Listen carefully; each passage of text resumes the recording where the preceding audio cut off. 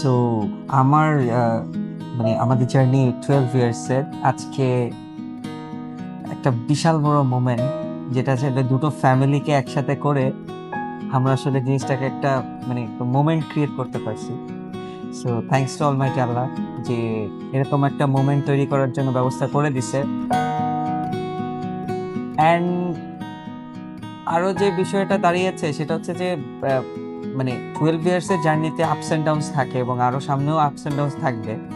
But আমি ওর কাছ থেকে এতটুকু এক্সপেকটেশন ছিল যে she is not going to let me go. এটা হচ্ছে আমার সবচেয়ে বড় অ্যাচিভমেন্ট। বিয়ের থেকে এটাই বড় অ্যাচিভমেন্ট যে ও এখনো পর্যন্ত আমার সাথে আছে। That's all I have to say.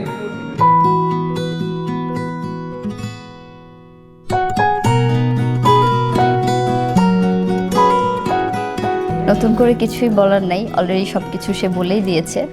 আর একটা কথাই বলবো যে অবশ্যই নিঃসন্দেহে সে ভালো মানুষ এবং ভালো মনের মানুষ। দ্যাটস ওয়াই 12 ইয়ার্সের জার্নিটা কন্টিনিউ করতে পেরেছি এবং ফাইনালি একটা সুন্দর মুহূর্ত আল্লাহ তাআলা দিয়েছে, আলহামদুলিল্লাহ।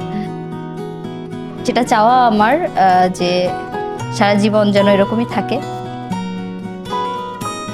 আর কিপটামি না করে, এটাই হচ্ছে ফার্স্ট রিকোয়ারমেন্ট আমার।